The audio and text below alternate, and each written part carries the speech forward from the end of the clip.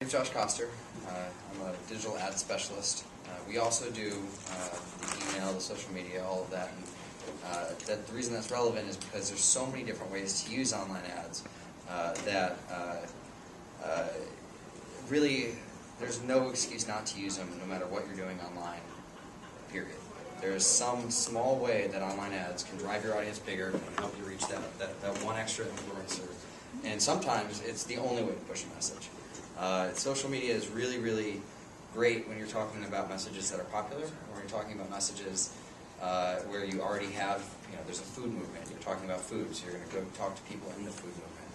But what if, for example, you're a corporation and you need to lobby Congress to pass a bill that is completely unpopular, or pass a bill that no one even knows exists because it's so esoteric but dramatically impacts your industry?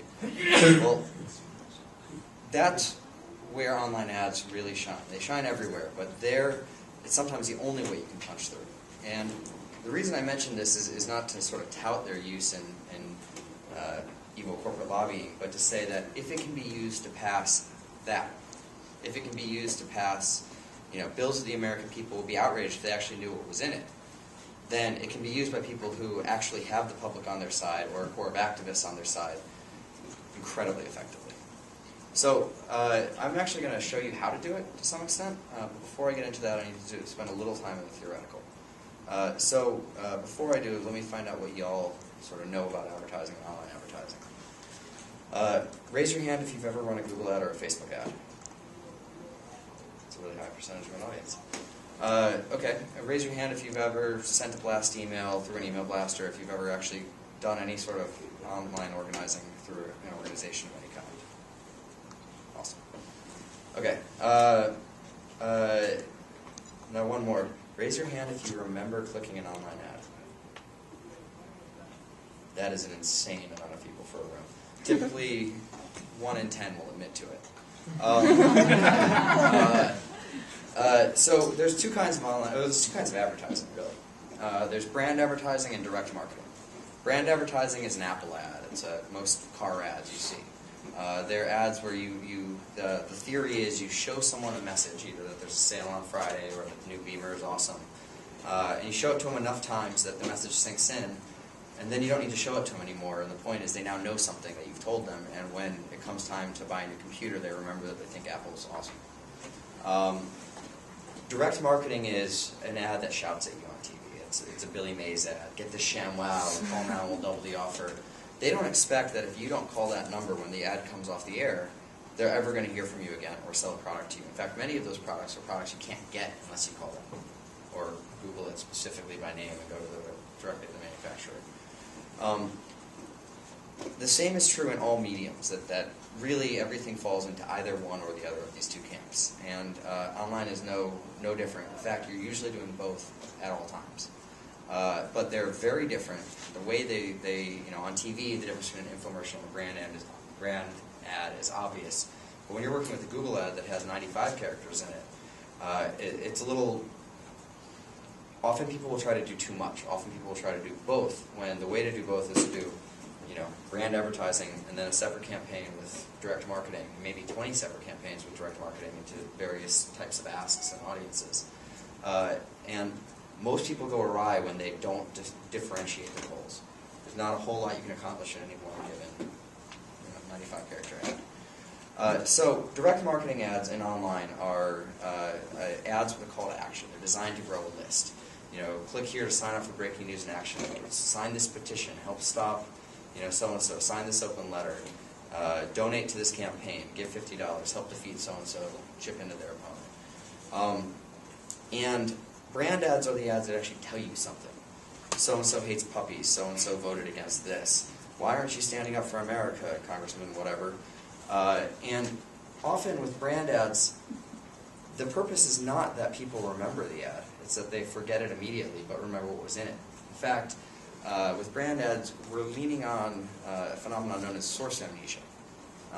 Everyone in the world thinks that political ads don't work on them. Everyone in the world says, negative ads, just 'cause it's so negative it turns me off. But the simple fact of the matter is, 3 weeks after the ad is run, when you ask them about the topic of the ad, they will often state whatever the ad said as fact, and if you ask them where they heard it, they say, I read it in the newspaper. And that happens all the time. And in fact, one of the things you'll hear a lot with negative advertising is, I don't, it gets so negative, I don't even want to vote. That's the point. That's the point sometimes when the races get that bad. Sometimes political consultants will look at the math and they'll say, our team of core voters is way bigger than their team of core voters, even if they're more popular generally. Let's just make it so that no one wants to participate in this election and then we win it. Anyway, enough in the abstract. Let's get down to how to actually do this. Those of you with computers should pull them out, turn them on, and pull up a browser.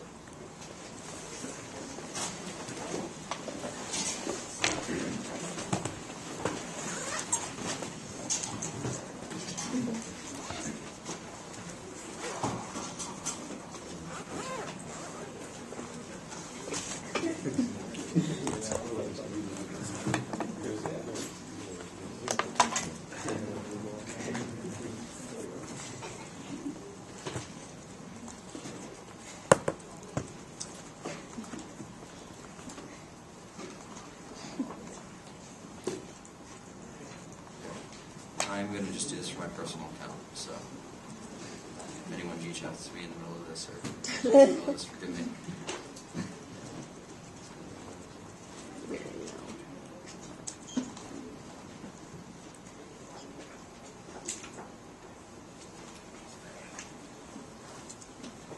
And where you're going is facebook.com/ads. So we're starting with Facebook ads because, frankly, they're the most intuitive do-it-yourself platform, and all of the other forms of advertising that are more traditional, the way you think about targeting mail, the way you think about targeting TV, the way you think about messaging more broadly, is how you think about messaging Facebook ads. And then when you get into some of the other really powerful targeting platforms, it gets more esoteric and more into digital types of targeting that don't exist elsewhere. We're going to start by talking about acquisition ads, because for most nonprofits and advocacy campaigns, these are their bread and butter. The thing about acquisition ads is, usually what you're trying to get people to do is not your end game. Usually what you're trying to get people to do is sign a petition, or join your email list, or become a fan of your Facebook page. But your end game is to pass a bill. And the way to use them is, anytime you're going to do anything that expends energy, if you're going to push around a petition, or try to make press on something, or anytime you're sending out an email that says, take this form of action, you run just a little bit of ads asking people to do the same thing and see if it goes anywhere. Because you have perfect transparent data. You can see how much you spent, how many times your ad ran, how many times it got clicked on, what percentage of the people took the desired action. 3 months later, you can go back and look at what percentage of the people who came from ads ended up donating to our organization on a future solicitation. So these ads tend to be slow burn and sort of year-round, and if you're talking about taxes today, you're running ads about taxes today, and if tomorrow you're talking about deficit reduction, then you're running ads about deficit reduction tomorrow. Now, with acquisition ads, it's not about hammering a message in. It's about going to the people who are already going to take that action, who already agree with you, and then showing them this tiny, tiny, tiny way that they can get a warm fuzzy for promoting their cause. And showing that ad to them just enough times that if they were going to take action, they took it. So we're usually talking about very, very small audiences, or psychographically narrow audiences. Greeniacs around the country, gun owners, gun nuts around the country. And generally fairly low frequency, low cost advertising. So let's do one. Is anybody here actively working in advocacy? Okay. Anybody here have an issue they want to make a test case out of? Someone blurt out a challenge? Cheaper textbooks. Cheaper textbooks. Okay. So because this is an issue that pertains to students, Facebook is actually the first place you start anyway. Not only is it ubiquitously used, but you can do all sorts of school-based targeting. So if we want cheaper textbooks, we should probably get kids who just got whiplash from their first round of college textbook purchasing. So let's go ahead and say, in college, and gosh, people who are freshmen this year are going to graduate in... 14. Okay, so now there's 1.2 million Americans who have bought one semester's worth of college textbooks and, as of right now, are probably purchasing their next round of textbooks and are furious about it. Let's get more esoteric. Does anybody have a weird issue that they saw some documentary on that I don't think anyone in the world's paying attention to? No one? Okay. Video games. Video games? Yeah, video games are free speech. So net neutrality, is that?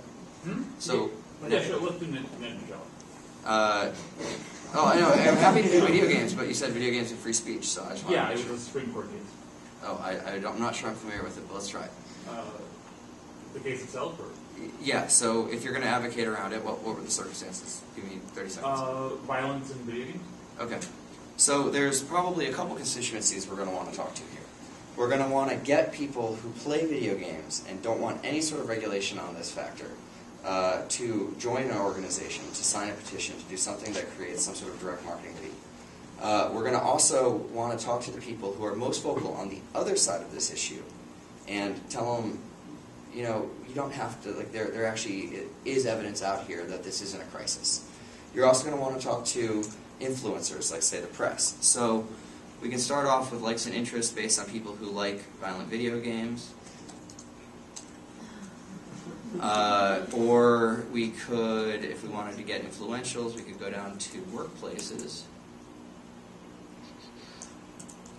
and get people who work at the Associated Press, the New York Times, and Reuters. They just merged. What about AOL Time Warner?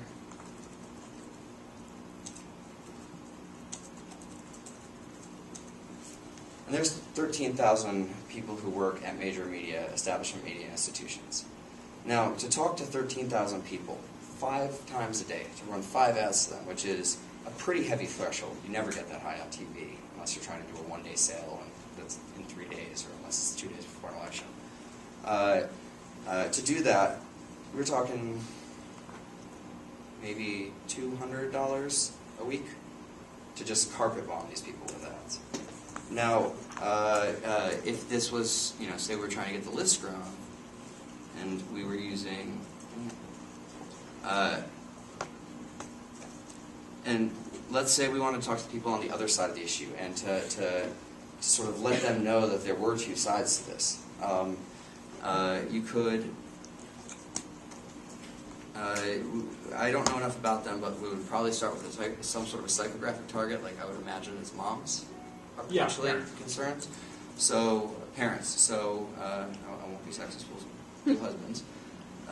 We want to target men who are married and have kids. Let's get rid of the AP, the press targeting. You want to talk to men who are married and have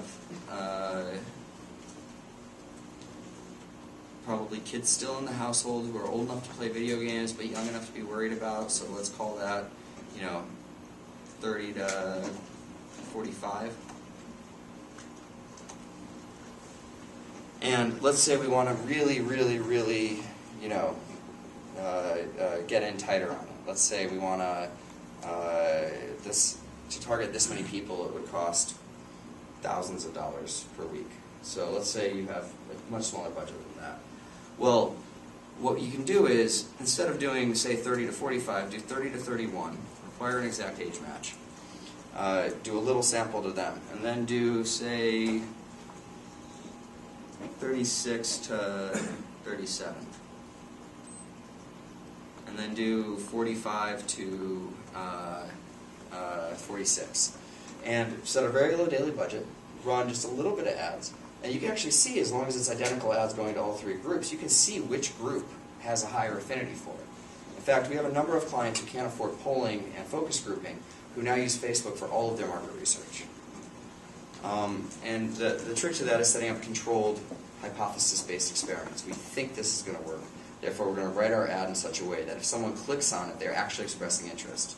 Like there's a clear, crisp call to action that is ubiquitous throughout.